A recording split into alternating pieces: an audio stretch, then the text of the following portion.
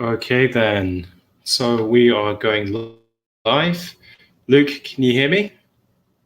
Yes. Awesome. Welcome, Luke. So welcome to the weekly crypto update. This is our first session ever. With us, we are joined by Luke Jones from Fortifex. Luke, thank you very much for joining us today. No problems. A pleasure. Thank you for having me. Yeah, awesome. So just to give an update to the people that are tuned in today, we're going to be doing a quick intro to ourselves. Luke will be giving a presentation, just a little update about what's happening in the crypto markets at the moment. And then that will be followed by a fireside. So I'll ask him a couple of questions, and then feel free to also ask him some questions in the comments. So Luke, you ready for some slides? Yep, whenever you are ready. Okay, so just quick introduction. My name is Peter Ng. I'm founder of BlockchainSpace. We're actually an education hub for blockchain and crypto in the Philippines since 2018. We are partnered with Union Space, which is a co-working space across 4 countries. That's Philippines, Thailand, Indonesia, and Malaysia. And usually we're based in a co-working space in Makati here in the Philippines, but due to COVID, we've had to make exceptional changes to our program, and we've started trying online content. Since 2018, we've hosted over 65 meetups. We've hosted countless hackathons, and we've basically been chairing thought leadership in space with kind of developers and professionals within the industry. And our aim is basically to bring in more awareness and more education into the space, bring in more people into our streams so we can kind of educate people that are outside of the space. As you guys know, it's still a very immature industry. Okay, and then enough about myself, about Luke. So Luke is the CEO and founder of Fortifex, and Fortifex is a crypto dashboard that gives users all the information you need in one place to manage your portfolio and trades. So Luke has been in crypto space since 2016, working on portfolio management and research into data integration in the space. Luke has spoken at conferences around the world since 2017 and has talked about topics about crypto and risk management and advised on a number of projects and a number of exchanges.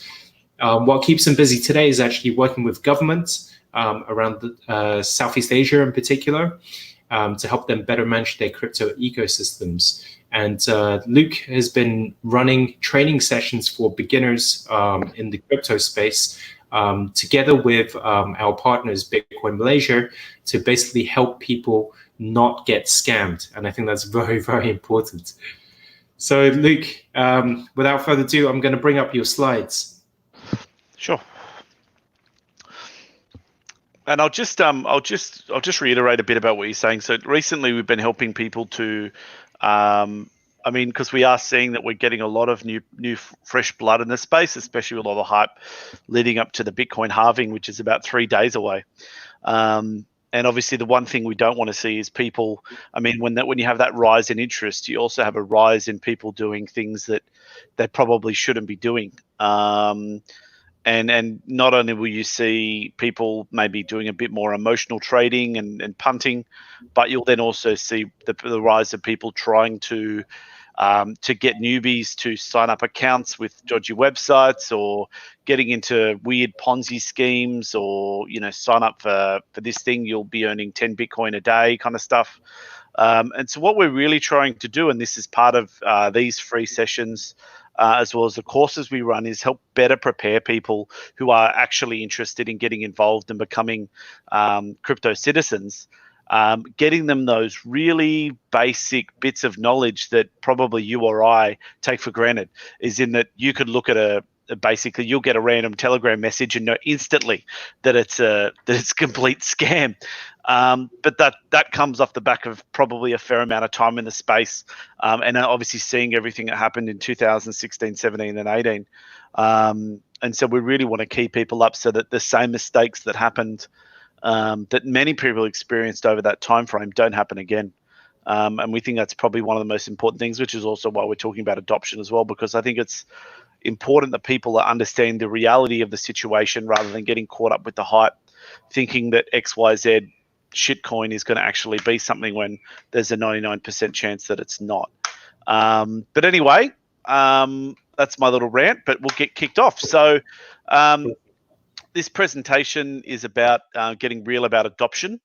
And we're just going to basically look at the current trends that are being seen around the space. And I guess you can draw your own inferences about the information presented. So, oops, I need to go to the next. There we go. So this is a picture of me. I'm still on the back order of people trying to order a webcam during COVID, because I've got I guess I'm a bit stubborn and I want the webcam that I want, as opposed to just anything. So I'm taking my time getting that. So as Peter mentioned, I manage and have founded a business named Fortifex. Been in crypto for a couple of years now, nearly 4 years. But I've been trading in equities and futures since 2007. And I've also got my MBA from the University of Technology in Sydney. So while we're here, so what we're really looking at is current adoption in the industry, sort of like, the ways in which this kind of stuff's affecting our lives. What are the barriers to adoption that we're seeing, and then what potential solutions are there to what we'll need to see for adoption to become mainstream. So basically, the current status as of about a few months ago of Bitcoin. Now this is probably slightly higher now. The wallet addresses are correct, but there's probably a couple of 100,000 out there now. Currently 5.8 million users of BTC. It's probably closer to 6 million now. That's compared to 235 million in PayPal, 604 million and 736 million. Those figures are still being bandied around in articles that have been written from April, even though the stats are about 6 months old. Because obviously we're not doing, there's not really enough, I guess, the market isn't big enough that we have these analytics houses doing research on this stuff and producing papers every week. There's 48 million wallet addresses. That's currently accurate as of about a week ago. So I can't imagine that's going to be changing too much in the order of millions. Roughly about 5% of Americans hold BTC. That figure's actually roughly between 4 to 10%. So conservatively 5%. The thing is, it's both the blessing and the curse of cryptocurrency is you can't actually tell how many people of a certain country own it. You've got to go off things like, trading accounts with Coinbase. That currently has 31 million, which is slightly less than 10% of Americans. However, that would include accounts that are, one user might have multiple accounts, or one user might have a personal account and a business account, and that's why that doesn't really quite push up the stats that high. So it's fairly good. I mean, the reason why we also focus on America, the figures, it's because America takes up like roughly about, of users, it's a very significant global percentage. Mostly because obviously Americans have more money to put into it. And obviously, as the world's largest economy, they obviously have a lot of people with money that they can put into it. Even though China's up there, but China had a bit of an issue where they banned all cryptocurrency for a period of about 12 months between 17 and 18. So that's a bit of a drama. Anyway, just a brief on the different types of tokens. Now, currently, this is the most common type of token that exists in the cryptocurrency space. It's generally, people might debate me on this, but it's going to be a hard one to change my mind, that this was a product initially designed to intentionally circumvent regulation. So the reason why people did utility tokens, and I remember in 2017 at all the conferences, everyone basically say like, oh, no, this is fine. We're not going to be regulated because we're not, it doesn't, our token doesn't pass the Howey test. Basically, the Howey test is a test to determine whether something is a security or not with the SEC. And there's a few factors to that, and these don't do that. It's purely utility token. So what you're doing is you're buying a token with the intention of then giving it back to the host company in exchange for a service. So what you're doing is you're saying, I mean, like the age-old one. I mean, Jason from Bitcoin Malaysia says the best example I've heard for a while. It's like investing in a theme park that has not yet been built, and they might pre-sell tickets for $10, and then that once that thing's open, it's going to be 100. So what you do is you buy up a bunch of $10 tickets at a massive discount. And then once the theme park is, then the company then uses that money to go and build the theme park. And then once the theme park is ready, you can use your tokens that you bought at $10 to go in, or you can sell them to other people for anywhere, for a profit, so that they can enjoy your tokens as well. Half of all crypto are tokens, but 90% of all value is held in coins. So the difference between a token and a coin is that a token is something that exists on what you would call a communal blockchain, whereas a coin is something that operates within its own blockchain. So Bitcoin is a coin, Litecoin is a coin, Dash is a coin.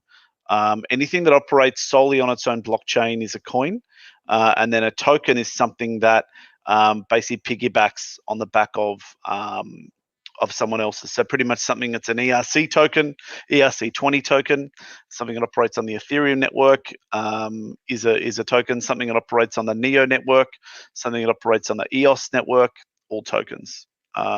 However, 90% of value of the cryptocurrency market is held in coins. So if you actually have a look at the breakdown, I mean, I think Bitcoin, Bitcoin Cash, Bitcoin SV, and Litecoin take up the top they sort of operate the top. They sort of make up the top 4 or 5 of the market. It's pretty insane. But then I think Ripple's in there as well. And I mean, these are all chains from the Bitcoin original chain as well, as in Bitcoin, Litecoin, Bitcoin Cash, and Bitcoin SV. And they make up a collective, it's probably a bit higher now, but about a collective 140 billion of a $200 billion market cap. So it's pretty impressive. 70% of all funding goes to better quality projects. However, 80% of all projects are identified as scams. This is in regards to Unity tokens. So it means that basically, although 80% are scams, the vast majority, 70% of funding, goes to better quality projects. So the scams, the guys who are getting away with scams aren't getting away with hundreds of millions of dollars or even tens of millions. I mean, there are a few of those bigger cases out there, but most scam cases are usually for a couple of $100,000 or less. As obviously most of that funding is going to better projects, but it is something, and this is a major issue with adoption. When you see that there is if you listed out every utility token in existence, there is 80% of them will be completely dodgy and worthless. And there's no other market where that is the case. Securities, futures, there's nothing else that really has that same level of dodginess that utility tokens do. So you've got to be really careful when investing in this space. And even projects that are still coming out, I mean, the ones that aren't scams, the other thing is, the issue is that most of these companies are purely incompetent. No business plan, no path to market, no identified market. And there's no real underlying business behind a lot of these tokens, which, in the we're going to overthrow capitalism kind of like activist kind of mentality that a lot of these companies have sounds great, but if there's no underlying business to support the activities that are meant to be supporting the utility of the token, then there's no business, because we still live in a world where you need to pay your staff, you need to pay your developers, you need to obviously pay for supplies for whatever product you're doing, and that could include utilities like electricity. It's not all this decentralized loving that some of these guys want. We're still dealing with in a world where you still got to pay your bills with money, and in order to get money, you need to have a viable business.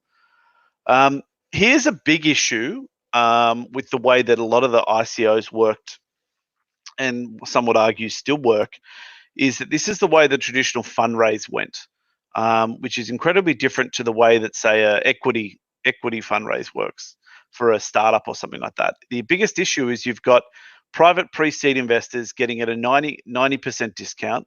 I guess the big difference between an equity startup and the funding stages is that they happen over a longer period of time. Like a startup may only raise, every 12 months or every couple of years, sometimes longer in between drinks. So you'd raise enough money to get your business to a certain stage, and then, okay, we need to grow faster, but you've got a proven track record, so you can raise more money at a better valuation, blah blah blah.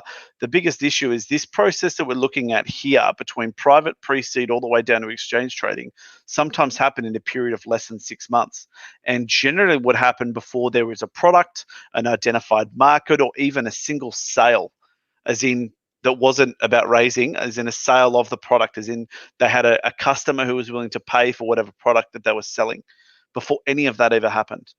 So it means that it's basically just a giant Ponzi. I mean, I don't want to get back to, a lot of guys that were saying, like, if you have a look at the way that this industry is working, it's a giant Ponzi scheme. I'm not saying that Bitcoin is. I mean, that's different. I don't think Bitcoin is a Ponzi, but the way that a lot of these utility tokens funded is a complete joke when you have a look at the way that businesses should work.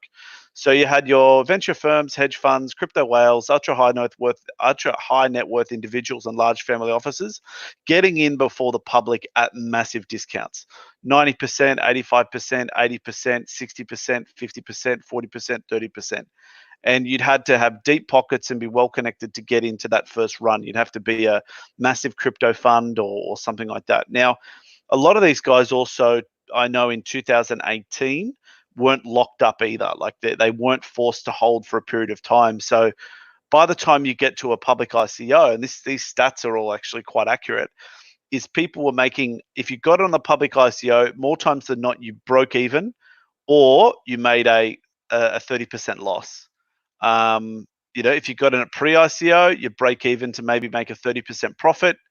Private pre-seed, you might have doubled your money, but the big interesting one is these guys down here were getting between 15 to 25x or 10 to 25x on their money, and that's just at listing. So all these guys who bought up pretty much a lot of volume and put a lot of money in at the start, they did not care if the share price, or the token price rather, from ICO halved, because they would still have made anywhere between 12.5x to 15x on their money, just at listing, just by dumping what they had. And that's what happened with a lot of these projects. So this is a big issue with the way that a lot of these projects are founded, is that the public doesn't even get any real visibility and doesn't get any look at how previous funding has been done. And essentially, it's just about the privileged having access to a lot of these hype projects before the public do, and that's literally the difference between making a lot of money and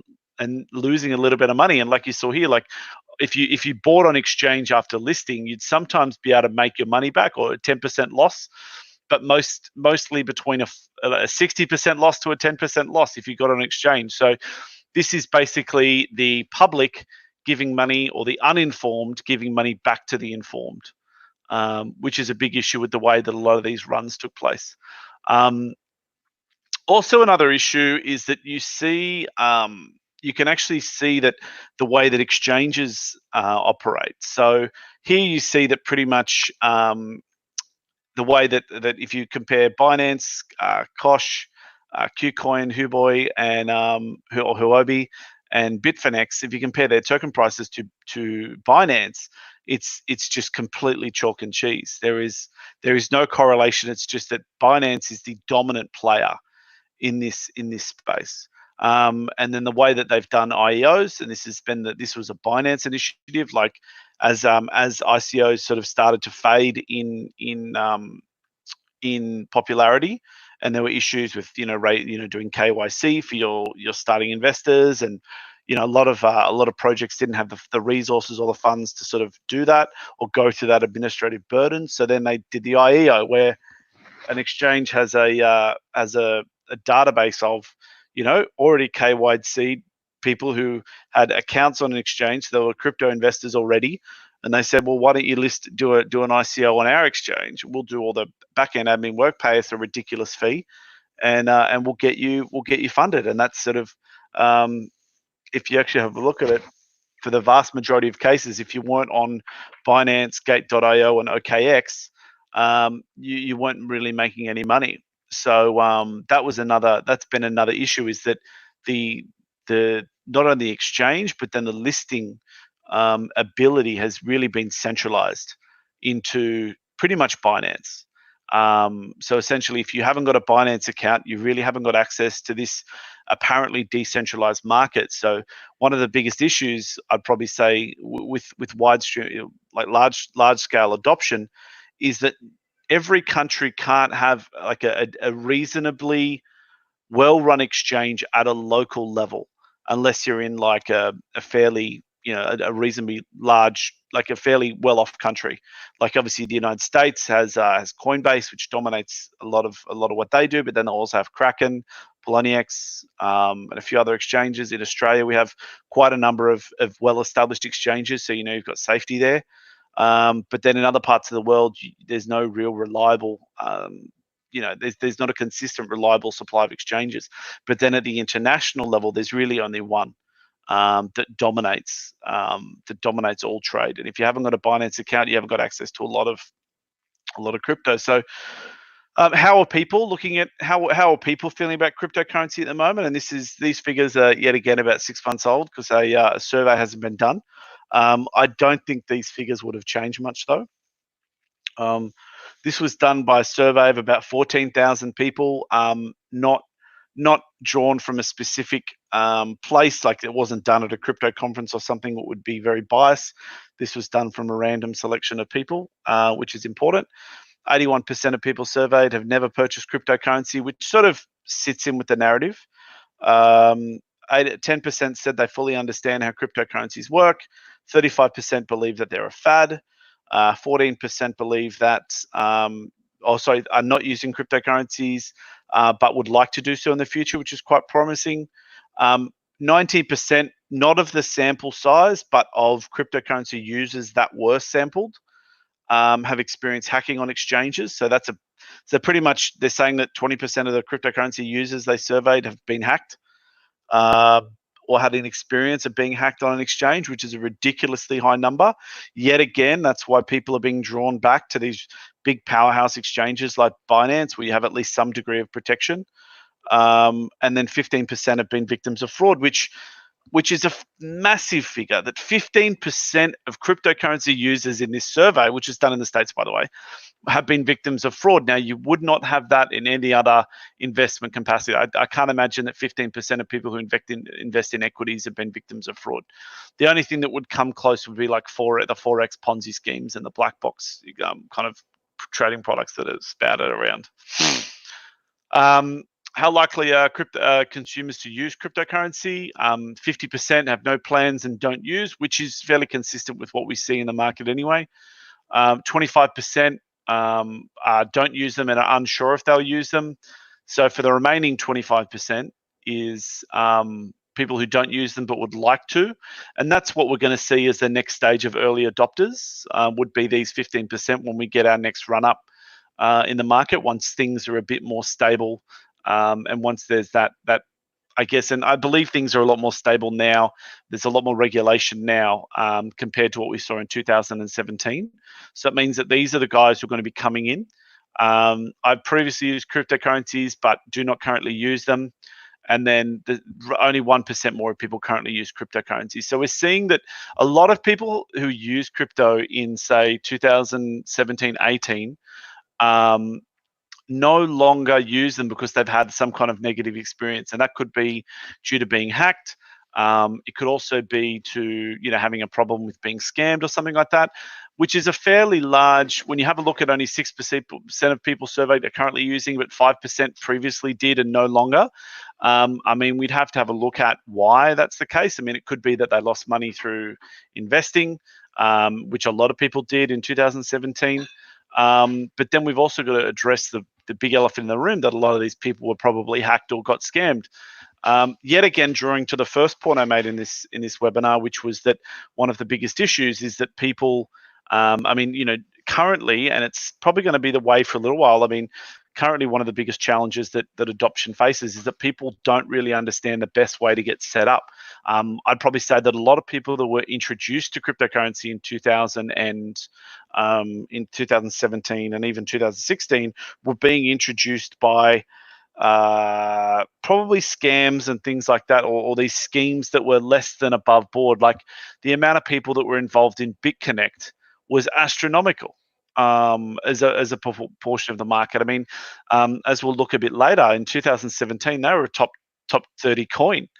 And they're obviously now the most famous scam out there, and people were, they had all these YouTubers and all these different influencers promoting BitConnect, and that would have been the first cryptocurrency transaction that a lot of people made when they're starting out. And these would have been the people that would have been burned a little while ago. So we've so that's sort of something we've got to look at. And this is obviously an issue that we see, is that like this isn't a cryptocurrency isn't as easy, and doing transfers isn't as easy as it is to just set up a bank account, have it linked to your stockbroking account, and everything just works. The industry as it stands, I mean, even though Bitcoin has been founded for over 10 years now, where we still haven't hit a point where the underlying infrastructure is as well tested and advanced as the current as things currently exist in the current financial services markets. And obviously that's something that's been worked on over time, but it's still a lot more complicated. And that's probably why people have been burnt. So currently, obviously, as I've been harping on about, I mean, one of the biggest issues, and I think the taste that is left in a lot of people's mouths in regards to crypto, is this issue with scams. So, we're talking, I think it's roughly, it's in the billions now, the amount of money that's been either hacked or it's over, as you know, over here, it's in 2019 alone, 4.26 billion was taken from exchanges and users from hacking. And I think in scams, I think in 2018 to 17, it was like 4 billion in scams. No, 32 billion in scams, which was like 5% of the entire market share at the time when crypto was getting up there close to $1 trillion.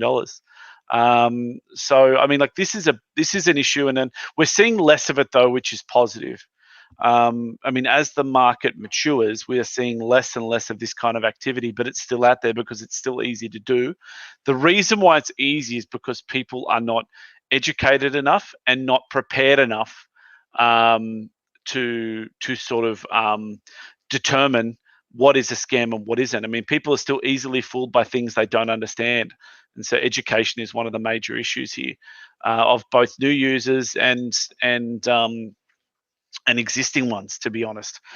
So for example, I mean, you wouldn't be able to go up to somebody with, a $10 note and say, hey, give me your $50 note and I'll give you this $10 note and it'll be worth more money. People will not fall for that. But I guarantee you that you'd be able to say to someone, hey, give me your Bitcoin. I'll give you this Bitcoin 2x, and it's going to be worth 10 times more than your Bitcoin's going to be worth in 5 days. I guarantee you'd be able to find at least a couple of hundred people who'd take you up on your offer in this industry. Whereas obviously that wouldn't work with people, because the general public and people are used to dealing with cash. They understand how it works. They understand how electronic banking works. They understand how all these things work. They understand how credit cards work. Whereas this is still new, and people are easily fooled. However, I mean, for growth, I mean, this growth this is not on a log chart. This is on a straight, just a linear chart. Wallet growth is increasing. This is up to 48, probably it's 50 million by now because of the hype leading up to the halving. 50 million wallets in Bitcoin. So that figure's ever rising. I guess the one concern that I would have for something like this is we need to see exponential growth, which we're not getting. So although the amount of wallets being created is increasing, the rate of growth is decreasing. So instead of growing 10% year on year, we're growing 10% one year, 8% the next year, 6% the year after, and that rate of growth is slowing. So we need to see there needs to be something that's going to put rocket fuel under this thing, and it's going to see more people being they're going to be needing to create wallets, as in new users will be needing to flood into the market. So there needs to be not only an investment reason, but there needs to be an actual making everyday life easier for whatever reason. So yeah, and this is what I'm talking about. On the log chart, we can see that growth is sort of, we can see the amount of users is actually flattening out. Now it's not quite flat yet, but this is what you'll be seeing. So I mean, this is a bad looking chart for Bitcoin wallets. I mean, it's a good looking chart to look at. If you've got a country with COVID, this is a good sign. It means that the rate of growth is slowing down and people are getting better. But when it comes to actual Bitcoin wallets, we actually want this to be a straight line up. We want to see growth accelerating as it goes up. We want to see more and more people pick it up. However, we are seeing this increase in usage. I mean, it is still tapering off for Coinbase users. As you can see, it's fairly slow, picked up during 17, 18, 19, and then it's sort of flattened, but it is growing, which is positive.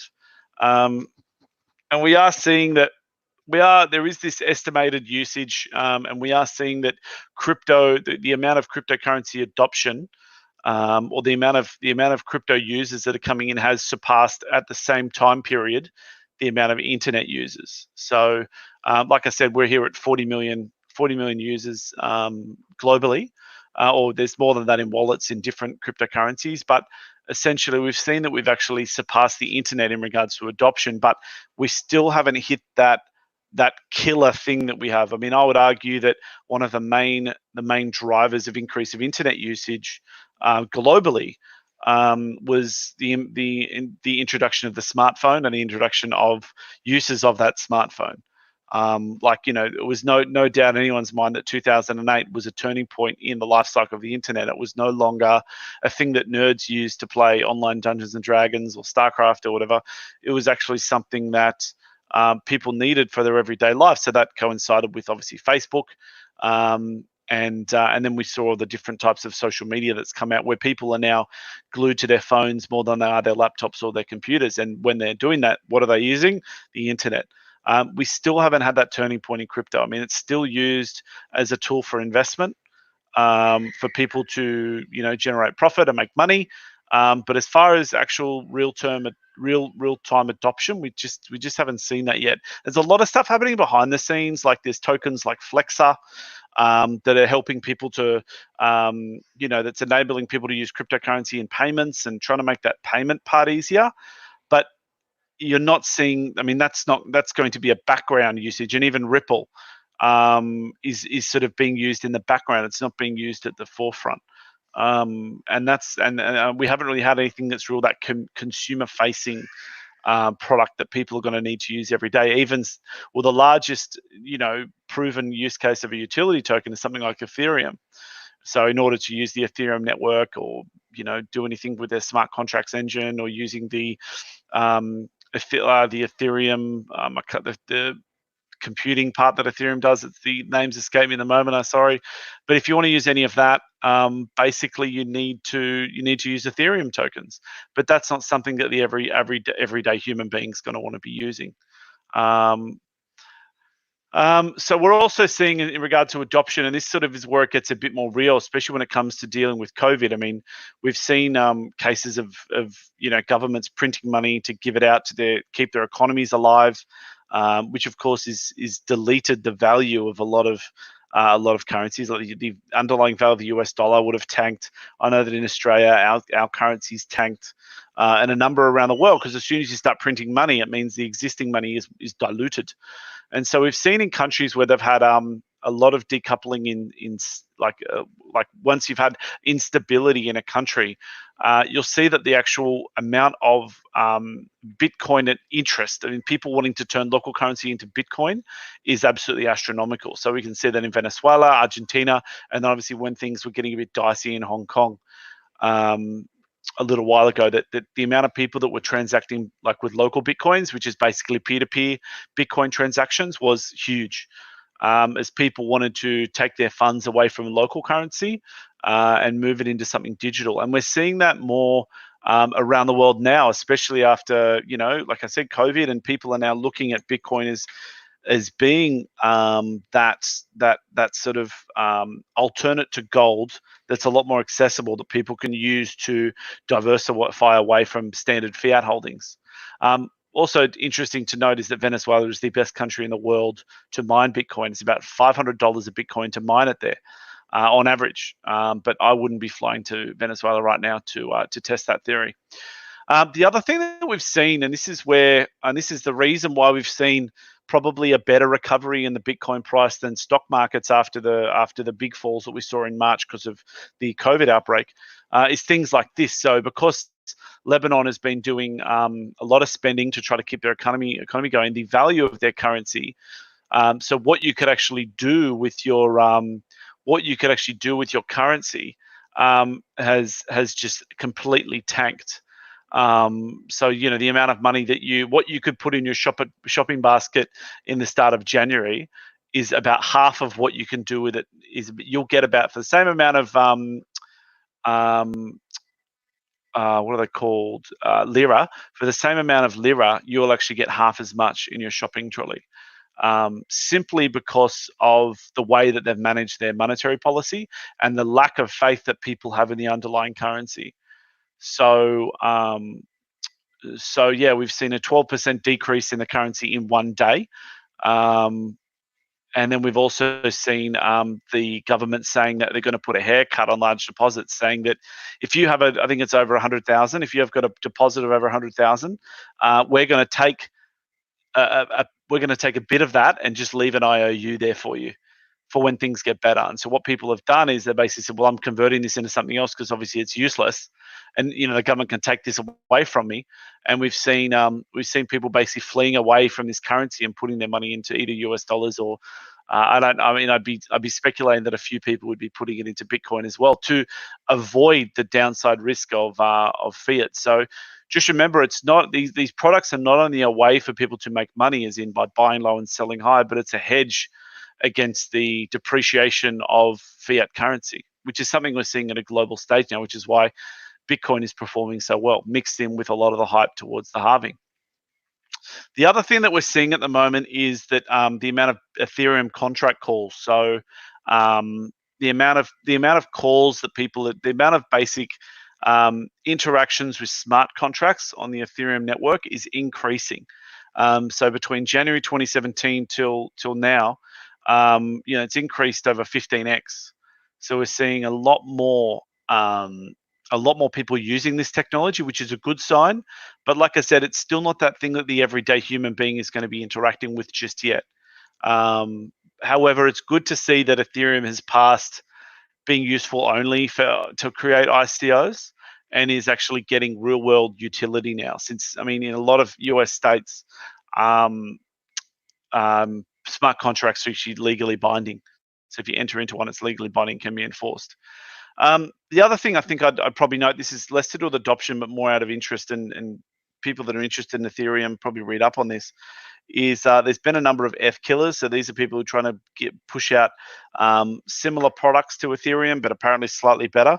I use the World of Warcraft analogy when I talk about this, is that World of Warcraft is pretty much the world's largest massively multiplayer online game and has been since it came out in 2004. And there's been a number of games that have come out that have been WoW killers, and they all come out. They have these slightly different features, and then what happens if World of Warcraft just says, "Oh, that's a nice feature. We're going to implement that in our next patch," and then they're still the biggest with they've still got 5 to 10 million active subscribers, which is huge because I think their peak was 15 million a few years ago. So it's and I think that Ethereum will essentially do the same thing. Like any of these products that are F killers that come up with any feature don't have the user base. They haven't got the war chest that Ethereum have. They've got billions of dollars in a war chest of just purely from the increase in the value of their own token, and the fact that they raised a lot of Bitcoin when they first started the project. They've just got a massive war chest and development. It's been in development since 2014. 16 was when the ICO came out. So yeah, it's probably since 2014. And so it's been, they've just got so much weight behind them that any new project, unless someone throws some obscene amount of money at it, will just never get up. And so I don't really see this, but we are seeing a lot of. But the thing is that what this shows is that there is a demand for the product that Ethereum is offering, because otherwise there wouldn't be copycats. And so this, because they're generally saying business, if you haven't got any competitors, you're not in the right business. You want to have multiple people trying to solve this problem because the market's big enough for it to be solved. But I still think Ethereum could be the dominant one here. Particularly, also remember that it's also because they're also part of the Ethereum Enterprise Alliance, which I don't really talk about today, but that's something you can have a look at. So remember this, and so at the moment, the reality of the situation is if we want to see adoption, we need a future beyond payments. As we all know, Bitcoin has started as digital money, then moved as this, payment system, especially for international transactions to make life a lot easier. Then now it's this sort of digital gold product, and it's sort of the niche that Bitcoin's trying to fit is still. It's sort of settled on digital gold at the moment, but who knows what the future is going to bring. The adoption of this technology is slowing, not only in the US, but it's slowing. It's slowing. I mean, we don't have the exact figures, but it's sort of we can say that although growth, the industry is growing, however, the rate of growth is decreasing. But I generally believe that the next area of growth will come from elsewhere, probably not America. If you have a look at the searches for Bitcoin versus Coinbase, the blue line is Bitcoin, the red line is Coinbase. However, when you compare that to Bitcoin versus Binance, you can see that Coinbase wasn't really correlated here at the end of 2019. There's no real correlation between that spike and Coinbase, whereas Binance became the dominant player around this time, where you had a little blip in late 2017, early 18. But then this big spike that we've just had at the turn of the year was all about Binance. When we have a look at the breakdown of regions, like where people are searching for things, we see that a lot of these South American countries are the ones searching for Binance. So we're not really seeing many Binance searches coming out of. So this is Bitcoin and Binance. So we're seeing that if you're combining the two, that we're seeing mostly South America, and all the blue countries are where Bitcoin is being searched, obviously above the average. Everything in grey is below average. And that's basically this is more of analysis of Binance, but Bitcoin. The interest in Bitcoin, if we just target Bitcoin on its own as the dominant search, we can see that Nigeria, South Africa, Taiwan, Venezuela, and South Korea are the main players, followed by the Ukraine, Iran, Japan, Switzerland, and the Philippines. Shout out for everyone in the Philippines. So what we're seeing is that the growth is not really coming out of the United States. The United States didn't really appear as a dominant player in either of those searches. So we can see that pretty much, I mean, for me, I think that the majority of growth is going to come out of South America and Asia. And I think that a lot of the growth will be in Southeast Asia due to the uptake of technology, especially mobile technology in Southeast Asia is a lot better than other parts in the world. So does cryptocurrency basically need to be regulated? I'd say absolutely if you want to see mainstream adoption. A lot of people would disagree, but the thing is that we're not, when you're selling to someone, you've got to have a look at the size of the market. If you want people to adopt this technology, you really need to see it being used at a government level, and you need people to understand that there is safety in using it. If it's still this Wild West cowboy shit that we've seen over the past couple of years, the average person is going to be too scared to dip their foot in. So yeah, as you can see here, Ohio is accepting BTC on tax payments. Argentina is accepting Bitcoin on transport. There's been a trade deal done between Argentina and Paraguay, and that was paid for in BTC. Before you get too excited, it was only for about $7,000 US, which is tiny for a government contract. But the issue, that the reason why that took place was because the payment needed to be settled very quickly. And the only way to do it was through Bitcoin. So it shows that at least there's a gap there that Bitcoin can fill, especially at a government level. And as an initial trial, that's not too bad. And then obviously Latin America and Asia is heavily adopting crypto. And I think that if we're going to see exponential growth, it's going to be in these areas. Also, it is noted that Metro Manila has one of the highest rates of adoption globally, specifically Metro Manila, and I couldn't tell you why. So we're also, the other big issue is that we can see with adoption is volatility. Now I'll go over this fairly quickly. So compared to like the DJ30, between between 19. This has just been cut off by my image, but this was 1919. So 1909, or no, 1919. So for about an 80-year period, no company in the the Dow Jones Index, survived into 1999. But between 1999 and 2018, anything highlighted in yellow is in both lists, which is about 65%. So it means that over a 10-year period, sorry, a 20-year period, 65% of companies still survived in the top 30 and weren't destroyed or anything like that. And some of the other companies, most of the other companies still exist, but you're seeing that over 20 years, there's only a failure rate of about 35%. When we have a look at cryptocurrency, now this is a bit complex, and there's a lot of colors flying around. But basically, this is the rate of change in cryptocurrency, and you can see that pretty much anything that's highlighted has appeared on the previous year, and anything in white is stuff that hasn't rolled from the previous year or is new. It's a bit complicated. I've set this up for stats, but anything in red is anything that's failed, and anything that no longer exists is highlighted like this. So Shadow Cash, Nautilus Coin no longer exist. They're dead. They were in the top 30 in 2016. BitConnect, MCAP are both dead. Economy is no longer in the top 1,000. None of these here are in the top 1,000 anymore because they're all dead. My point is that in the space of 4 years, you've already had a significant amount of projects die. So here's this analyzed a bit easier. So if you want to have a look at 2016, 100% of the projects in 2016 exist in 2016. Then 58% in 2017, 42% in 2018, 35% in 2019, and 32% in 2020. And that's because the top 4 projects, which are in everything, Bitcoin Cash, Litecoin, Ripple, they're pretty much consistent. Oh, and Ethereum. I mean, that's 5, but there's Bitcoin Cash obviously only came into existence in 2017. So you're seeing this thing where basically, the reason why this doesn't drop down more significantly over the year is because you end up with a couple of really good projects at the top that'll always stay there. But it is interesting to see that from 2016, there's always this drop off. Then from 2017, we can see that 61% survived 1 year, then 48% and 48%, so fairly consistent. Then from 2018, 68, 58, which is still that first initial drop off is massive.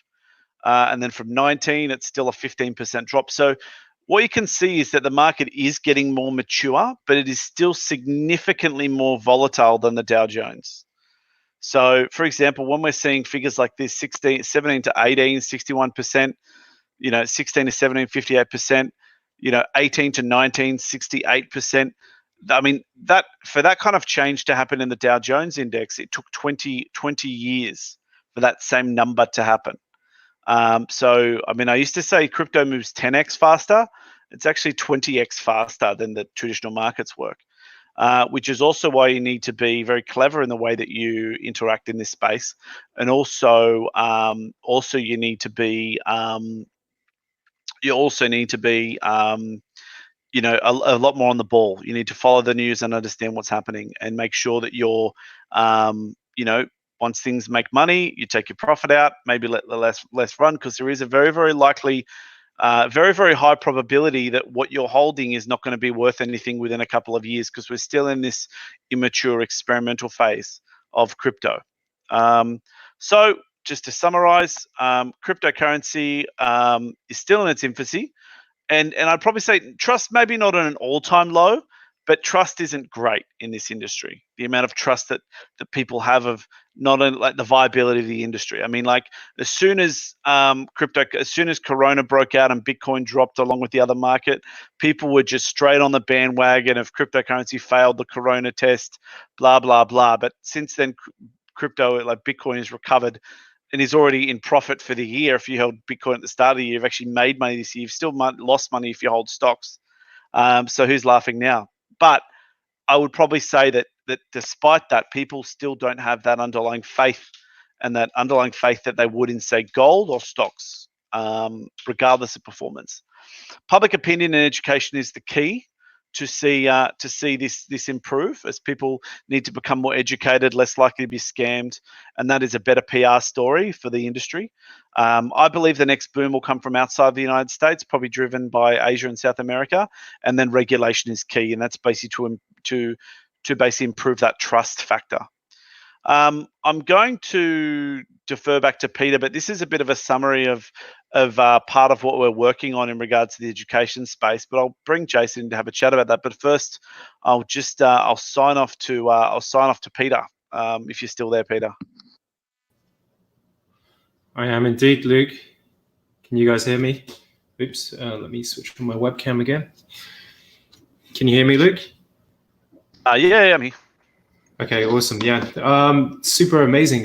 Very, very detailed slides, actually. I wasn't expecting so much. Yeah, so many good insights there.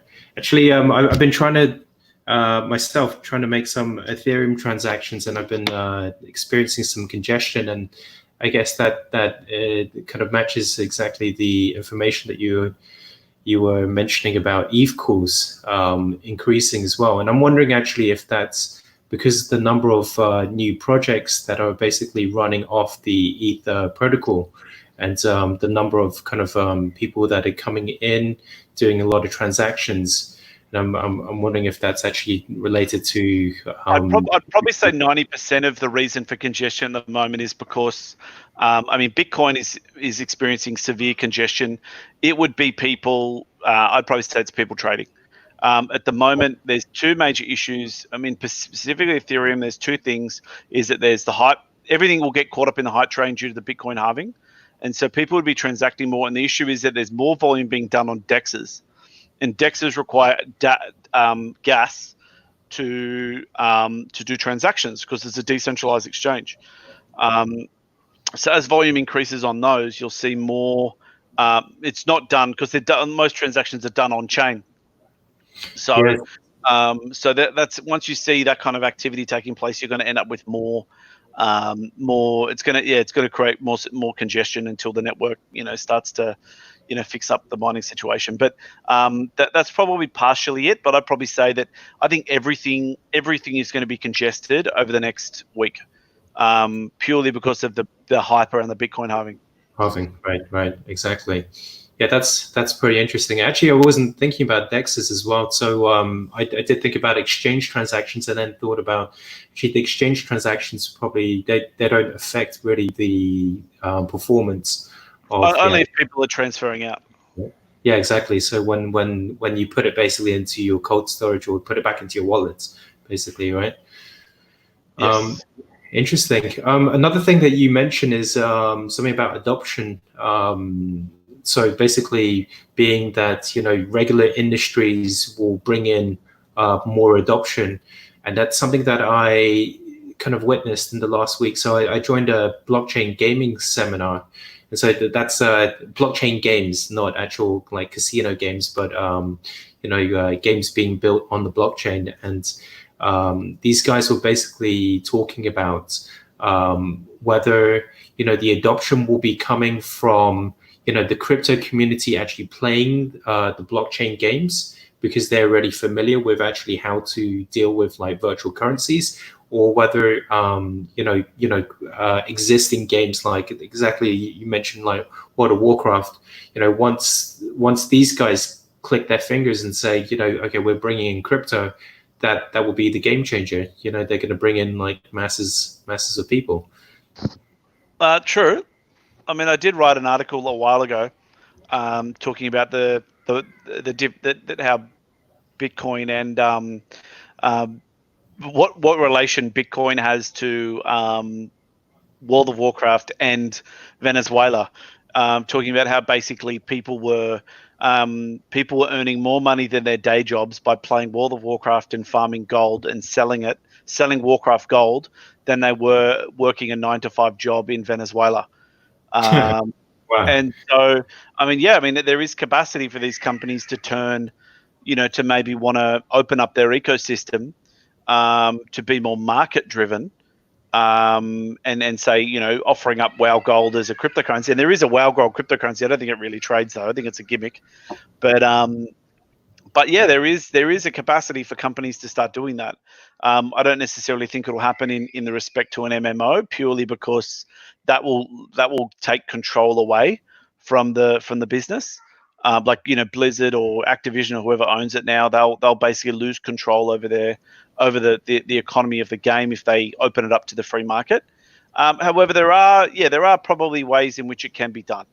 But I guess it would require a company to want to really do that experiment to see what happens, because we still don't know what would happen if a company basically said, okay, we're gonna totally decentralize our economy, whether it's for a game or whether it's for something else. You just don't know what's going to happen. It could break a game, it could make it, but you just don't know. And that's, I think, why companies are hesitant to do it. And even places like Facebook, I mean, like, I'd probably argue that the inception of Libra doesn't come from a place of altruism. It basically comes from a more opportunistic, we've got all these users, how can we further monetize them? It comes from a business case. So I think that even that is not going to be, like, Libra is basically going to be a payment system that they'll then feed into something else. And so I think that the issue is going to be that you're not going to have that, that a lot of companies are going to be hesitant because they don't want to lose control. But I'd probably say that the first company that gets it right will absolutely smash it, as in that will not only increase value for users but will increase value for themselves.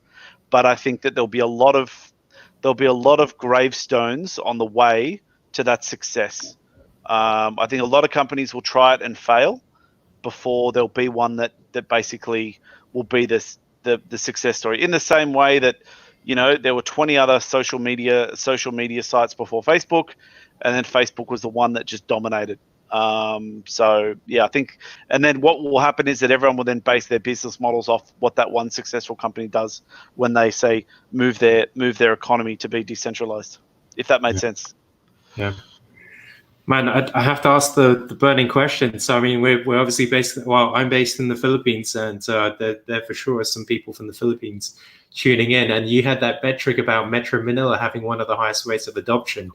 So, what does that actually mean? Like, in terms of, does that just mean I'd argue, it's mostly that people are actually using. There are more people with picking up crypto wallets or signing up for wallets or creating Bitcoin wallets or whatever. Probably the main reason for that is remittance. I mean, as we both know, roughly 15% of the Philippines' GDP comes from overseas workers. I mean, like, you guys have, I mean, the only country in the world that has a special line for overseas workers is the Philippines in the airport.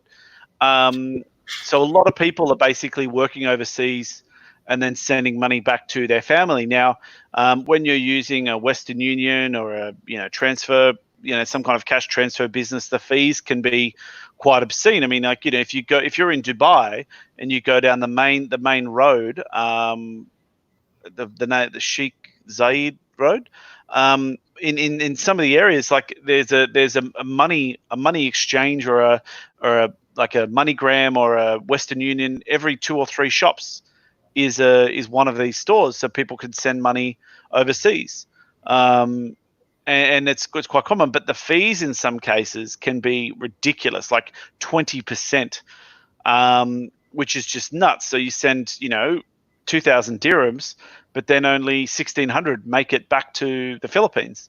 And so a lot of people, I think, would be, whereas as we both know, Bitcoin transaction fees are a fraction of that.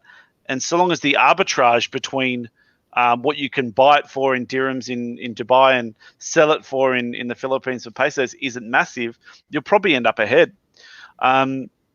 So I think a lot of companies, and even coins.ph, I mean, that was their ethos, was they didn't really want to be a cryptocurrency exchange. They were a payments gateway that used underlying crypto. And there's a lot of businesses that have been created that focus on that, specifically with sending money from the Middle East to India, Bangladesh, and the Philippines. And I think that one of the main reasons is that basically there are a lot of people working overseas sending money home. And also due to the nature of the Philippines is that, people in the provinces would probably be included as a Metro Manila person when signing up for a cryptocurrency exchange account or signing up for installing a wallet or whatever. I think in those figures. So KYC requirements, right? So yeah, it's like yeah. So crypto I is think inclusive, and KYC requirements are much less stringent than just opening up a bank account, right? yeah. So I think that I think that would be included in those figures, but I think that a lot of the reason is remittance, specifically because that is the main. I mean, that is the main difference between, say, the Philippines and a lot of other countries is that there is a significantly higher portion of the population that's not working in the Philippines that's sending money back home, and it's a lot easier to do in crypto than it is to do through other means, and especially when you're talking people getting ripped off, specifically in the Middle East. But I can imagine that it would happen in a lot of countries. And to avoid that risk of getting ripped off, you have control over the funds. You put your funds into an exchange, or you find an individual that owns Bitcoin. You work out a price, and then you send it back home, and it's done instantly. So there can be a few more hoops to run through, but if you're going to save 20%, I mean, it's not a bad way. But that would be my thesis, and that's one way. Otherwise, maybe it's you, Peter. It's all the good work you're doing that's getting people to want to sign up and get involved. Okay, yeah. Hopefully, no shilling, just hodling, man. We're just trying to educate people in the space, and yeah, no, definitely. Stay away from the scams, and that's why, man, we need more of these education programs to teach people how to actually recognize what's actually a good project and what's a bad project.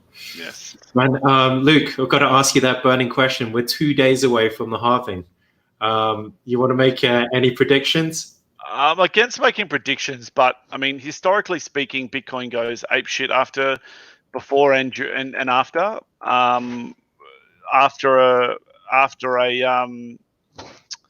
Before and after a halving. At the moment, Bitcoin is it's down today, but that's not surprising after it's gone absolutely ape. Yeah. But I mean, we're still a few days away. I think it's going to. I'm not going to look. It's going to go up, downs, or sideways, but I can promise you, it's going to be volatile. I think that we'll probably see a rise into the halving purely out of speculation. But the one thing I would always say in crypto is that generally it's the rule of buy on rumor, sell on fact is never been proven more true than in the cryptocurrency markets. I mean, just think about it as like the Justin Sun marketing technique. Make an announcement about the announcement you're going to make, and the price will rise leading up until the announcement, and then it tanks after the announcement. Like that is the way the crypto markets work. Buy the rumor, sell the fact. And I think, people believe the rumor that everything's going to rise and Bitcoin pumps. I'd probably say that that'll be a self-fulfilling prophecy because people think it's going to go up. FOMO kicks in. Oh shit, maybe it is alive. We've also got this perfect storm at the moment where fiat currency is becoming worth less and less, and people need an easy hedge that isn't gold because you can't actually buy physical gold because it's all sold. It really is this perfect storm of people needing this hedge, and like any market, that's where the buy pressure will come from, and the fact that on the sell side, miners will no longer be able to sell below a certain price, so your sell pressure will ease off as Bitcoin goes down, meaning that there's only going to be buyers left up until the miners are like, okay, we're profitable and we can start selling. So yeah, I think that you'll see. I would not be surprised if this run that we're seeing continues into the halving. After the halving, mate, I got no idea. I reckon I would maybe, if I had one Bitcoin, I'd probably take half out before the halving, and just see what happens. At least if it goes up, I'll make money on the other half of Bitcoin. If it goes down, well, I kept some off the table, and I can buy back in. So yeah. It's so true. I mean, like what one of my friends told me actually, and this is great. I thought this was pretty good advice. Is that in the crypto space, there's always an opportunity to make money, And like you don't need to be, always constantly like playing the in and out game. You can also just be patient and wait for opportunities. And anyway, let's see, man. We're 2 days away, and I know there's going to be a lot of people live streaming about it, and we will see exactly what happens. But yeah, no need to make any price predictions. No, I wouldn't make it. And also, just remember, like, this is purely off the cuff speculation and not by any means financial advice. But I think that. But I mean, if we were just going to be having just a casual chat, if I was going to be chatting to my mates about it, that's what I'd be saying. I'd just be like, yeah, maybe. I don't know. It's. But the thing is that I don't think anyone really knows. But history, if you would look at history has shown that Bitcoin will rise into a halving, and but I don't think, personally speaking, that that we're going to see the hype train that we saw in 2017, because the market is significantly more mature now than it was then, and people have short memories, but on 10-year life cycles, not on a 3-year life cycle that we saw. Like, people still remember what happened in 2017. There are still people around who have, who are still very sore from bad experiences they had from buying Bitcoin at $20,000 and selling it for $4,000. There are still people that have had those negative experiences. Yeah, definitely. And they will still be chatting about it or whatever. Whereas I think that, but I mean, like, I guess I'm not expecting a huge run up, but I'm not expecting it to tank either. But I guess we'll just wait and see. And you also mentioned about scams earlier, and like the prevalence of scams in the last couple of years, and especially when when interest in crypto is kind of building up, that's kind of when these scams come out. And like I guess a message to those that are actually tuning in right now is let's educate our friends and family, how to spot scams and not to just jump into any projects.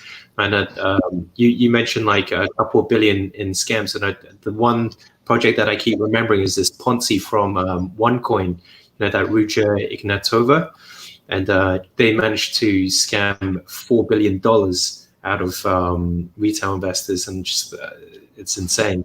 And like these people go into concert arenas, and pitch to like 70,000 people at once, and they convinced 70,000 people basically to freaking invest in their projects, and it's insane, man. So once the pipe is fully running, we've got to be the ones to be responsible and educate friends and family. I think the rule of thumb would be, if there's no exertion, like if you literally just give them money and put nothing and do nothing, and they're promising your profit above 10% annually. Like a managed fund would give you, a very, very a reasonably high risk, not high risk, but a reasonably risked managed fund would generally say, we're going to get you, 10% annually. Funds that invest in startups generally aim for 20 to 40% annually, if you're a VC or something like that. And they're sort of where those high net worth guys are sort of, if you're taking a bit of risk, you might go, okay, I can make 20 or 40% if I invest in a bunch of startups, sure. And that's fairly high risk. Now, if you find a business that's offering you either a daily interest rate above 1% or an annualized return of anywhere above 50%, it's 100% a scam. I would just say, no matter who it is, if Warren Buffett came out tomorrow and said, if you invest in this scheme of mine, I promise you 50% year-on-year return, I would say the guy's lost his mind, and he's finally tipped over the edge, and he's now spruiking scams, like he's doing a Ponzi. And that's, and I will stand by that forever, no matter whether that happens or not. But until proven otherwise, because there's no investment scheme has consistently been able to do that throughout history, except during luck. There's no one with the skill to consistently do that. And so I would probably say that if the investment return is high, or if they offer a daily interest rate, it is a scam, 100%. Because I've seen. Okay, so this is one I don't even care about mentioning them because the joke's called Liberty Sky. and they approached me and were like, "Oh, you should invest in this thing." And because I'm a troll, I decided to join their group, and they were basically offering people 1 to 3% daily interest on a 15-day term deposit. So basically, it's like over 15 days, you would have made, about 30, 40% compounding. So, ridiculous money. For 2 weeks, you're going to earn 40%, insane. And they were getting people in and, not for large amounts of money, but in their promotional stuff, what they were doing was they were we've just done a conference in New Zealand, and they'd have this image. And then they'd have these really poorly photoshopped, conferences where they'd photoshopped their own logo onto people's lanyards and onto like the presentation thing saying Liberty Sky. And then what they do is they would, and then if you Google, you do a reverse image search on Google, and it's an image that had been taken 4 years ago at some car conference or something. And these guys were doing it, and people were believing it. And they did the same thing with images of here's our office. And they said they were in Australia. Here's our office in Sydney. And then they had this big building with Liberty Sky on but it was obviously photoshopped, and they'd photoshopped their logo on top of these random buildings. And they did a lot of work to try to make themselves legit. And then, I got kicked for the group after I asked them what their AFSL was, and they couldn't answer. And then, AFSL is it's an Australian Financial Services License. So if you offer any product to do with finance or investment, you need to have one. And if you don't have one, you're a joke. And it needs to be shown consistently. So if you go to a business's website and they're offering a finance product, they need to have an AFSL, and they need to have the number shown on their website. These guys obviously didn't have it.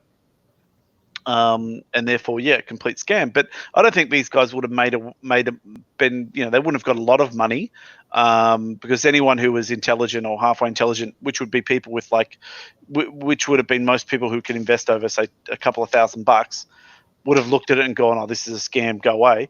But people would have still fallen for it. So I'd probably say the biggest thing, number one thing, is if the annualized return is over 50%, it's a scam. And if the amount of exertion that you need to, anything that you need to, anything, if the exertion from you to earn that kind of money is absolutely nothing, then it's probably a scam. Oh, and the last thing, if you don't understand how they're making money, if you ask the question, how are you going to turn my $1,000 into $1,500 in 2 weeks? How are you going to do that? And if the answer is not drugs, then it's a scam. And if it's drugs, it's illegal, because there's no other way to make that kind of money. It's just impossible. You can't say, we have this really smart trading algorithm or something like that, because if people did have this really smart trading algorithm, they wouldn't sell it. They'd just be using it for themselves and just making 50% on their money every 2 weeks. So it's generally the easiest way to know whether it's a scam is if the returns are obscene. And I'd say anything over 50% annualized is a scam. And even that's stretching it. Even that's a good return. So, man, good advice. On that note, actually, pretty good reminder actually was that fast pass is actually on our screen. I reminded actually to bring in our colleagues from Bitcoin Malaysia, who's they're running actually a program right now. So it's basically for beginners to understand how to get into the scene, how to basically be safe, don't get scammed, how to set up wallets, how to make first transactions. Okay, I'm going to bring in Jason from Bitcoin Malaysia. He's actually on the line. Jason, are you there? Jason? Yeah, thank you. Thanks very much, Peter. Awesome. So basically, thank you very much. First and foremost, okay, this webinar, I'm really excited for it. It is something that we have been doing in Malaysia and with some success. Thus, okay, we wanted to bring the same thing, okay, to the Philippines as well. And so that's why we know with BlockchainSpace, it's basically for a beginner. If you want a fully guided experience, okay, you're completely zero knowledge, okay, in cryptocurrency, and you want to learn about cryptocurrency, you're serious about learning it, and you want to get started in the shortest time possible, then we have made this program for you. This program is going to be divided into 3 sessions, very, very good sessions. The first session is going to be touching on your fundamentals. It's going to answer the question, very important question, why does crypto even have value in the first place? And this is probably the most important thing for any beginner to understand first, so that you will then realize what 99% of people don't know. So if you actually met someone who has been in the crypto space for like since 2012, 2013, 2014, you'll realize that these people are very chill, they're very relaxed, they're very calm. What is it that they know that you don't know? That's why this is the first thing that we're going to cover. And then once you understand, you get really, really strong fundamentals, then it becomes so clear. You're going to understand why are high gains possible in crypto and why are high losses also possible in crypto. Can you make sense, okay, of the volatility? It's going to become so clear after we've done the session, we've run through the session together with you. And will crypto ever be stable? How would you like to find out, okay, a very clear answer on this? And to wrap up, okay, your strong fundamentals, we're going to give you, okay, a very thorough understanding. You're going to walk away with a very thorough understanding of what the purpose of Bitcoin is, and one more, which is the purpose of Ethereum, because these are the 2 largest cryptocurrencies that have not only the largest in market capitalization, trading volume, but also in developer activity. Once you have your strong fundamentals, the second session that is going to take place on Monday, we're going to go into practical. All right. So you have your strong fundamentals. You're really excited. You now know why crypto has long-term potential value, but we're going to calm you down. We're going to bring you back down to earth. Not so fast.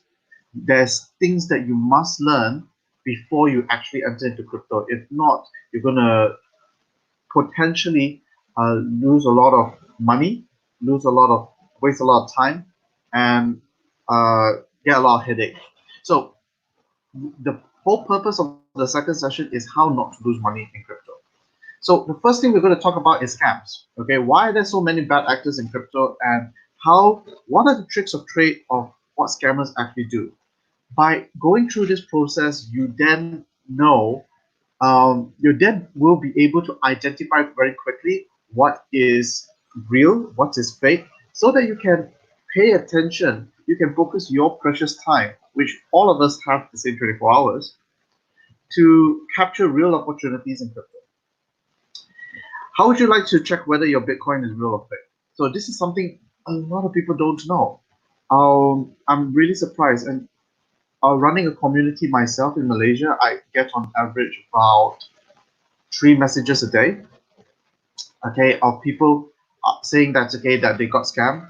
And this is something, okay, that you are able to help your friends also once you actually learn from in this session.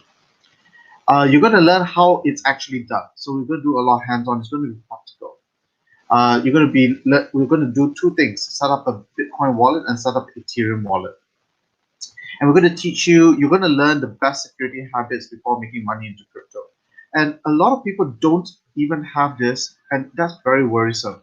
I feel that there's a lot of courses out there that don't do this well enough. And the things that, okay, like for example, things like horror stories you hear that back in the day in 2012, 2013, when it was very easy to accumulate Bitcoin, people were getting 100 Bitcoins or 1,000 Bitcoins in their wallet.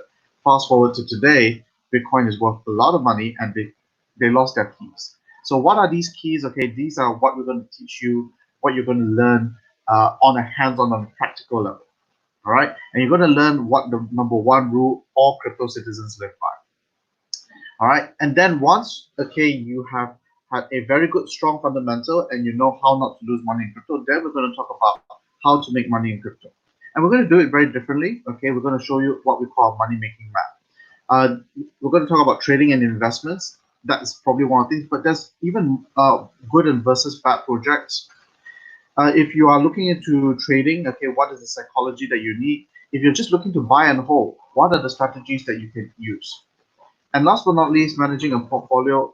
And also, we're going to show you a lot of examples, okay, that to earn money in crypto, it's more than just trading and investments. You can actually earn, okay, a cryptocurrency as well.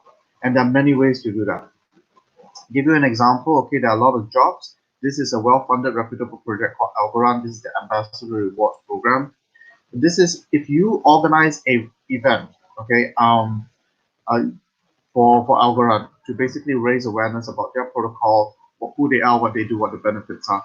You can earn 1,000 algos. And trading at 40 cents, okay, in the market right now, that's about $400 for organizing an event. That's not bad money. Or let's say, for example, you're writing, okay, 5 pieces of content, okay, for this project. That's 1,500 algos converted. That's roughly about $100 per article. That is very, very good. Now, but you're not going to be able to capture these opportunities if you do not know what a wallet is, you do not know why crypto matters, etc. So we're having a strong foundation. So this course, okay, will be able to help you to go and capture these opportunities.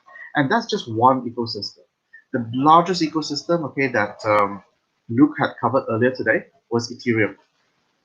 Ethereum, okay, is like one of the largest, okay, a lot of exciting projects being developed in Ethereum, a lot of opportunity there. We're going to share all this, okay, during these. You're going to learn this, okay, in the 3-day workshop. So another way to earn money also is just being a user, okay, in the cryptocurrency space. Like, for example, have you heard of Hive? Hive is a social media platform where you can earn cryptocurrency by posting your social media content there instead of Facebook. So it's kind of like Facebook, but in Facebook you get likes, comments, and shares, but do you get money? No, you don't get money. But Hive actually is designed to reward the users with cryptocurrency by writing good content or by writing good content that gains traction. So this is an example of my friend who actually is been a user of this platform for like 3 years. He has arrived at a point where when he takes a photograph of his lunch, the US dollar equivalent of cryptocurrency that he earns for that one photo is enough to pay for the lunch. Now, this is a disclaimer. He worked really hard to get to where he is, but I'm saying that this is possible in cryptocurrency, and this is where I want to get to as well. So there's so much excitement, okay, exciting things okay, in the crypto industry. But first, you need to know what is real, what is fake, and how not to lose money before you start making money. This workshop is brought to you by 3 people. First, that's myself, Jason from Bitcoin Malaysia. I curate the program and make sure that it's easy to understand. It is fun, okay, and we have Luke, okay, who is our friend who just did a presentation earlier. He's from Australia. He's a straight shooter. I really like this guy because he does not have a filter. He'll tell things of what it is. He's going to be covering the making money part, how to tell what's good project, bad project. It's going to be really, really fun. And Harpreet Singh is our tech sifu. He makes sure that the software, the tools that we use, okay, for our students are always the best tools. So why is now a great time to learn crypto? Because everybody is fearful. When people are fearful, is the perfect opportunity. Despite all the fear, Bitcoin right now is the number of people who actually are buying and holding Bitcoin is at all-time high. What is it that they know that you don't know? The number of people that are accumulating at least 1 Bitcoin is also at an all-time high. What is it that they know that you don't know? So take this time, okay, of this Corona downtime to scale up with a course that's certified by our partner BlockchainSpace as well. You're going to receive this certificate of attendance, okay, that is not in the form of paper. It is a cryptographic token we can deposit into your cryptocurrency wallet. It's really, really cool. And then it's recorded on the blockchain that can certify that you have actually learned this in these 3 days. And you have us, the industry experts, literally the best, okay, that you can find teaching you basics, okay, for cryptocurrency beginner. What you're going to gain from this course, you're going to gain, this is the number 1 thing, you're going to gain a deep understanding, okay, of why crypto has value through strong fundamentals. This is possibly the best thing that you can get away from this 3 days. Apart from that, okay, you're going to save a lot of money, okay, from making common mistakes that beginners do, or falling, okay, into scams, which normally, okay, we have seen a lot of people at least lose this amount of money very easily. Okay, you're going to basically avoid all that. And you're going to be able to have clarity, okay, by having a map of money-making opportunities in crypto to take advantage of. And you're going to walk away with confidence to explore crypto on your own after this workshop. What that means is basically if you watch, suddenly you watch this YouTube video from a beginner, that you attended this course, suddenly when you watch a YouTube video, suddenly things start to make sense. When you watch, when you attend CoinGecko's virtual meetup, for example, that talks about decentralized finance, Compound, Celsius Network, you can earn this asset, that asset. Suddenly it's going to make a lot more sense by coming to this course. After attending this course, also, you're going to be added into a Telegram support group where you can ask questions, and we always give priority to our students to give what's the latest opportunities are. One of the concerns that people had before this COVID-19 lockdown and etc., is that the learning experience won't be as good as a face-to-face meeting. To be honest, this is what we also feared at the beginning, but we have done this twice in the last 1 month. The first one, was in April, and the second one was 6 days ago. And we're so grateful that we got really, really good feedback from the students. So we want to bring this to as many people as possible, including you in the Philippines. So before I share with you, how to actually sign up for this 3-day course, all right, this is just something that I want to you guys as the beginner to know that this is common. This is what you're going to feel. Okay, if you're not someone who came into crypto since 2012, 2013, you are the same like me. This is me included. You're going to wish that you bought Bitcoin at $3. You're going to wish that you bought Bitcoin when it was 30 or 300 or 3,000. But the problem is we can't change, right? We can't go back into the future and change. But what we can do is we can do something about today. What are you going to do today? So don't be this group of people, that just does nothing, sits on the sidelines and just complains whenever people make money. Be an action taker. Take action right now. Take this time to learn about crypto proper and generate an alternative source of income for you today. And I'd like to encourage you to not only just think about buying Bitcoin, even though it's the fastest way to go and get Bitcoin, but you can also get paid Bitcoin. And that's what success looks like after attending this course. So this is happening on May 23rd. That's the first session. And then the following sessions happen on the Monday and the Thursday afterwards. Normally, something like this will cost like $500 to attend for 3 days. Really, really good content. We are not going to do that because we want more people to access this workshop and basically be empowered with and gain the benefit of being in the cryptocurrency by getting started right. So the price is only 5,000 Philippine pesos, an extremely good deal. But for those who actually watch this video, who have spent the afternoon with us, and you want to sign up now, we'd like to offer you and save 2,500 pesos. If you can make a decision, the offer ends until Sunday. So do get in touch with Peter, and I look forward to see you on May 23rd. Do scan the QR code to get the discounted ticket. That's basically how you place the order, or contact Peter directly. With that, I thank you so much. Luke, it's been fantastic. Peter has been fantastic. See you guys at May 23rd. Thanks, Jason. Thank you, Jason. That's awesome. Yeah. So instead of the QR code, actually, we put a Google form in the comments section. So in case anyone's interested in joining the education module, just sign up in the Google form, leave your contact details, and we'll get in touch with you. Right. So actually, we're going to move to any questions from the audience, and I saw that there was actually a question here from Furios. So thanks, Furios, for joining us today and for being so active in the chat. He's actually asking us about what we think about the ETH 2.0 timeline and the recent hacks. Have you guys got any feedback, any reactions to this? Well, ETH 2.0 is still it's still on the way. So, I mean, it was meant to be January was when ETH 2.0 was meant to be out. I mean, my only thought is it's two things. Either they have not adequately assessed the amount of work that needs to go on to upgrading to Casper, or they,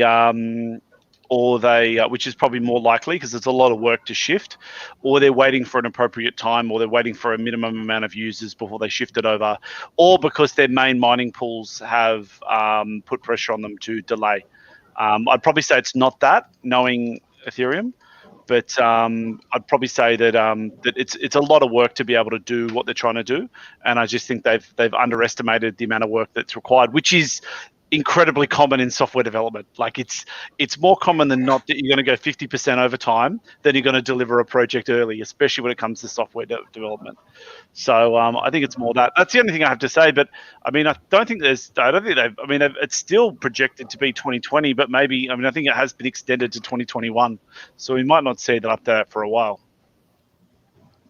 My comment on ETH 2.0 is that it needs to happen as quick as possible because, like what Luke shared earlier, it's a good thing that the smart contract calls for Ethereum is currently at an all-time high. It's running on a good, how do I say, growth rate, which means that this is a utility token that people are using it because they want to use Ethereum, not because that they're speculating, on the price. So this is a healthy statistic. However, like what Peter mentioned earlier, that I'm facing congestions. I'm trying to do some transactions. I'm trying to swap some tokens because everything that you do in the Ethereum network, basically, you need to basically get it processed. And the problem of Ethereum is that it currently only can handle 1.2 million transactions per day. That is the reason, of the congestion. So, and they prioritize those who pay higher gas fees. So you could like have a so in the last 1 week, Bitcoin Malaysia organized with several other partners Enterprise Blockchain Week, and we were giving out these proof of attendance tokens that were minted on the Ethereum blockchain networks for those who participated for these sessions. And some people were reporting that it took them like maybe 1 or 2 days and they still haven't received their token yet. And that is because the congestion is largely due to because of people those who are actually paying higher gas fees get their transactions processed first. The rest all basically runs in queue. So Peter, if you want to actually see your transaction happen, I think there is an option where you can actually increase the gas. You can increase the gas fee and get it go through. But until they move into ETH 2.0, this is going to be a continued problem for the Ethereum network. And currently, in terms of the users, the top 2 people who have the most incentive to pay higher gas fees are Ponzi's, basically the auto scam ICOs that basically want to process their transaction faster. They would have the incentive to do that. I think that there's some tweets on recent crypto Twitter. I can put it into the comments later. You can see it for yourselves that they that trace. I think there's one particular Ethereum address that is responsible for 20% of the gas fees. That's guzzling the 20% of the gas fees in the Ethereum network just alone.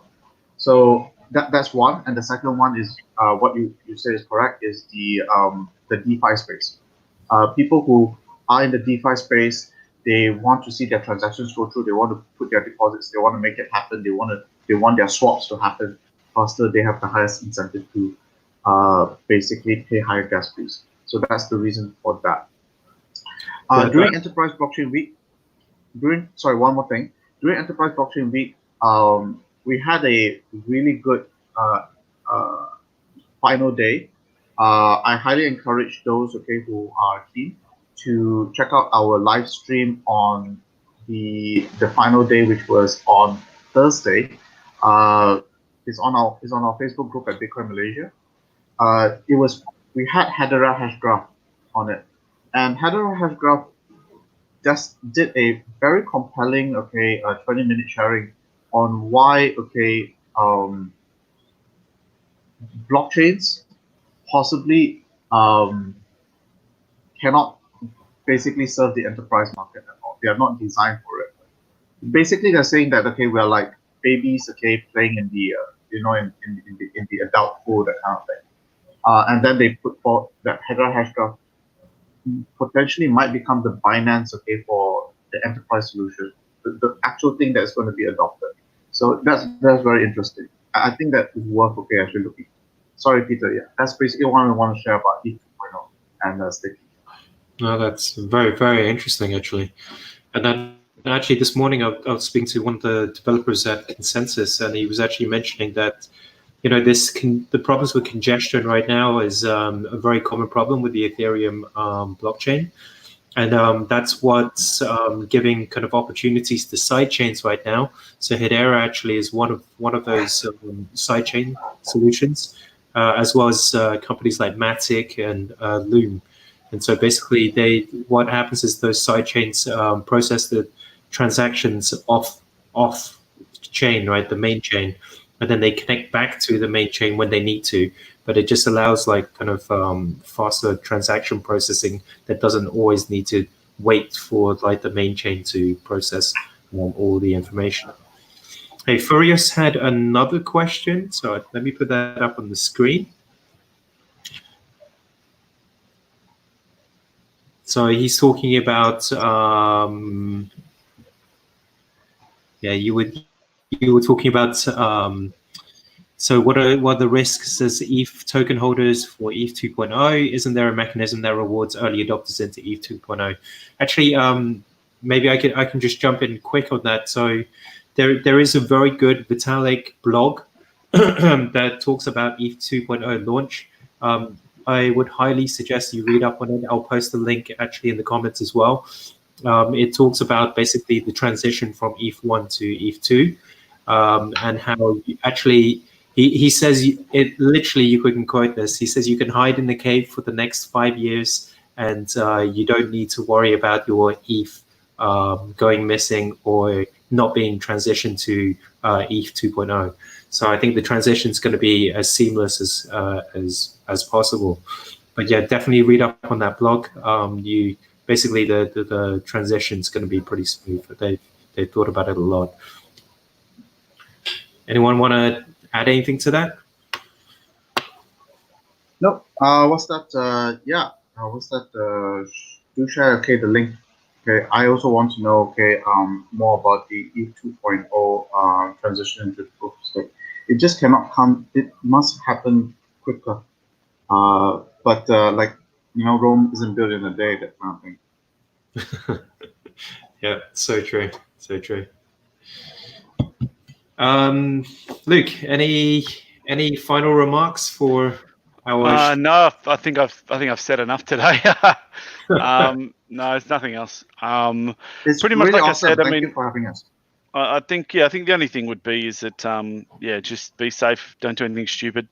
And if you are if you're not sure or you're not 100% certain on how to do all that basic setup stuff, get in touch and hopefully that's something that we can help you with. Yeah, it'll save you more money in the long run, a lot. That's about it. Yeah. Actually, on that note, so just for your calendars, the next seminars are so we're going to be running another Bitcoin for Beginners seminar together with Jason next week. That's on May 13.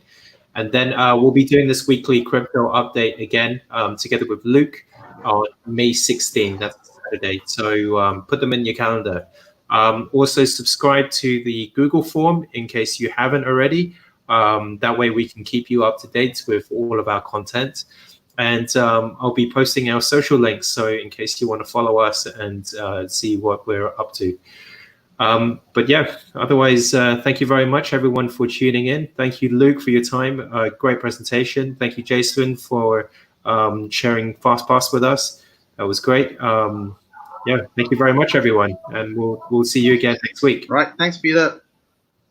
Thanks, guys. Thank you.